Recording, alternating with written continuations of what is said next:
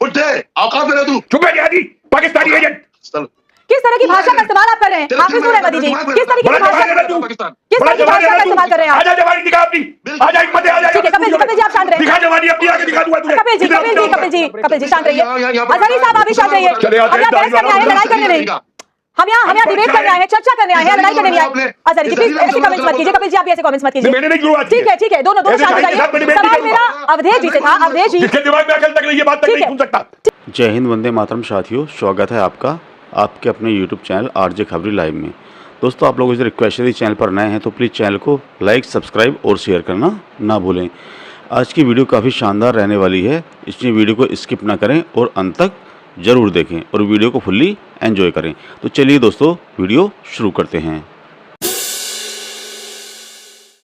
ये खुलकर बता नहीं सकते कि जो असीमित शक्तियां हैं वो इनको इस देश में बरकरार हमेशा चाहिए, इसीलिए शायद जवाब नहीं दे पा रहे। अब यहाँ मुसलमानों को टारगेट करने के लिए बैठी हैं तो अलग बातें करती मैं किसी को टारगेट नहीं करने बैठी, मैं सिर्फ आपसे सीधा सा सवाल पूछ रही थी जिसका आपका जवाब आपके पास नहीं है। अब हाफिज नूर साहब सुनिए। हाफिज जब तक बात मेरी पूरी नहीं होगी या तो मैं हट जाऊंगा या अरे भाई आप हट जाएंगे तो मैं क्या करूं? मुझे तो एंकर ने पूछा है ना। यहाँ पर दादागिरी नहीं चलेगी।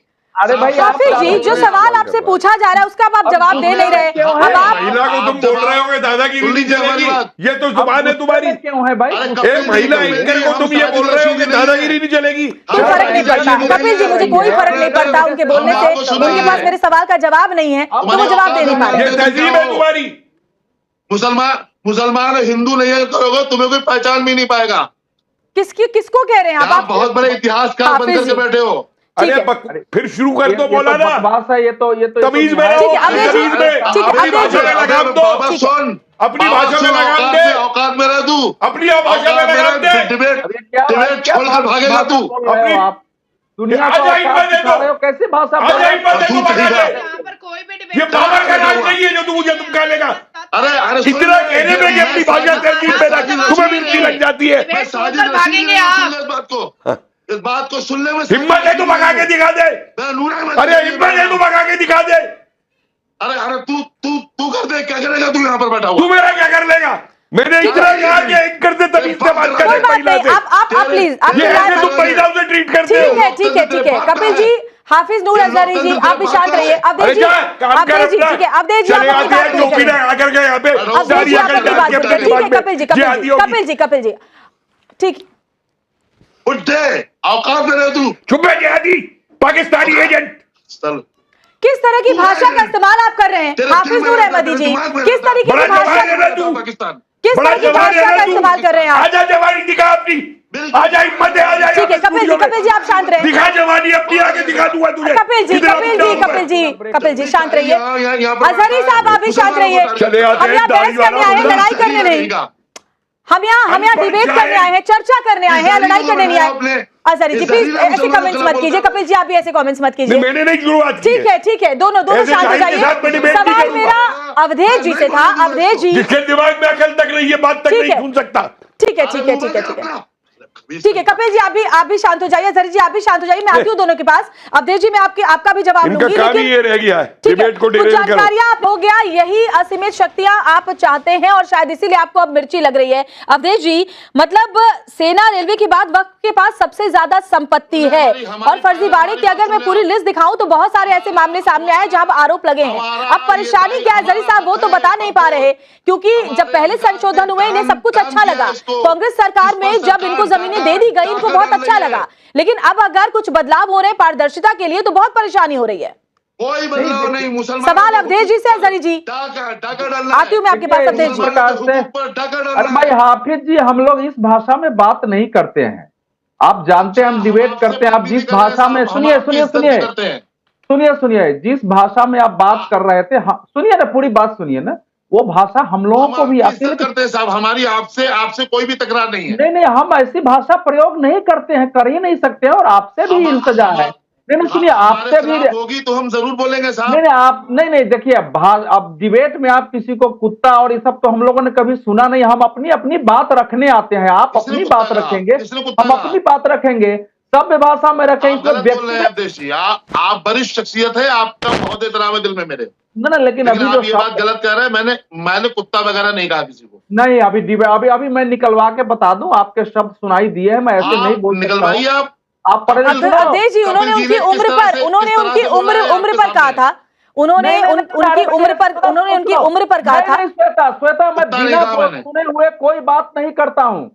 मैंने सुना, मुझे तकलीफ इसलिए हुई है कि हम अगर आप कुत्ता दिखा दो, ठीक है अवधेश जी, उस पर अवधेश जी आप मुझे बताइए। ऐसा है, ठीक है, जो मैंने आपसे सवाल पूछा उसका जवाब दीजिए अवधेश जी। मैं उत्तर देता हूं, लेकिन सवाल यह है कि डिबेट का एक बिल्कुल एक मर्यादा होती है, और वो मर्यादा जब आपके पास तथ्य नहीं होते हैं तभी आप भंग करने के लिए आगे बढ़ते हैं। ठीक है अवधेश जी, गलत बोल रही हैं आप। बोलने दीजिए ना भाई, गलत बोल रही हैं, बोलने दीजिए। बिल्कुल सही, और आप अजहरी जी बिल्कुल सही बोल रहे हैं, आप बिल्कुल सही भाषा का इस्तेमाल कर रहे हैं। आप अवधेश जी को बोलने देंगे या नहीं?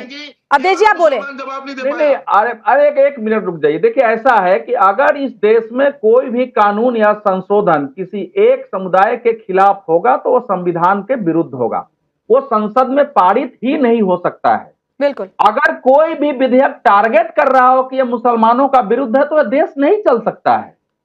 लेकिन अगर कोई किसी भी कानून में कोई विसंगति है, एनोमलीज है, तो उसमें उसको थोड़ा बहुत उसको ठीक करने की आवश्यकता होती है।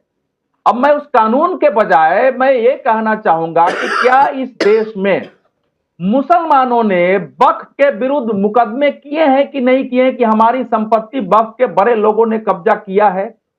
आखिर जो ठीक है, इसका जवाब प्रेम जी से लेती हूँ। प्रेम जी, आप कह रहे हैं कि ये जानबूझकर दखल अंदाजी की जा रही है। अवधेश जी ने बहुत ही वाजिब सवाल उठाया, क्या आप नहीं चाहते कि महिलाओं की भागीदारी बढ़े? आप नहीं चाहते जो वंचित शोषित मुसलमान है उनकी भागीदारी बढ़े? और जो सवाल उन्होंने पूछा, क्या मुसलमानों ने ही वक्फ के खिलाफ कोर्ट में नहीं मुकदमे दायर करवाए हैं? आप बताएं। देखिए, जो पॉजिटिव नोट पे बातें होती हैं वो उसको तो उस पर चर्चा मतलब डिबेटेबल वो नहीं है, उस पर विवाद भी नहीं है।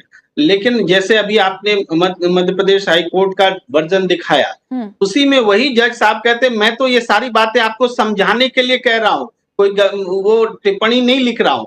अब देखिए, वो उदाहरण देते हैं कि लाल किला भी में हाथ रख देगा तो क्या वक्त का हो जाएगा।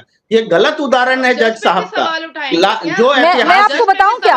नहीं, क्यों नहीं उठाएंगे सवाल? बोलने दीजिए मुझे, मेरी बात प्रेम जी, मेरे पास पूरी लिस्ट है, मैं आपको बताऊं क्या?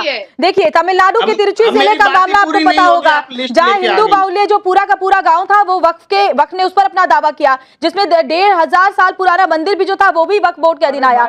इसके अलावा ताजमहल पर दावा किया गया, आपको पता होगा, जिस पर स्टे लगाया गया। इसके अलावा गुरुद्वारे की जमीन 1947 में बने हुए गुरुद्वारे की जमीन पर वक्फ बोर्ड ने दावा किया। दिल्ली के सेंट्रल विस्टा प्रोजेक्ट पर वक्फ ने दावा किया। अलीगढ़ का हिंदू मठ वक्फ संपत्ति बता दिया। तो ऐसे तो लंबी एक फहरिस्त है। दिल्ली की डीडीए की जमीन पर कब्जा किया, हैदराबाद का 5 स्टार होटल कब्जा किया। तो देखिए, मेरे पास तो पूरी की पूरी लिस्ट है अवधेश जी। और तो उसके बाद भी बोलने तो दीजिए, आप बोलने नहीं देंगे तो कैसे होगा? वक्फ बोर्ड जो मुसलमानों से संबंधित जमीन है उस पर ही दावा कर सकता है। अब इसके अलावा अगर कोई दावा गलत है तो वो न्यायालय की समीक्षा के दायरे में है। ना तो आप अजहरी जी बता पा रहे हैं, ना प्रेम जी आप बता पा रहे हैं कि संशोधन की किस बात से आपको परेशानी है।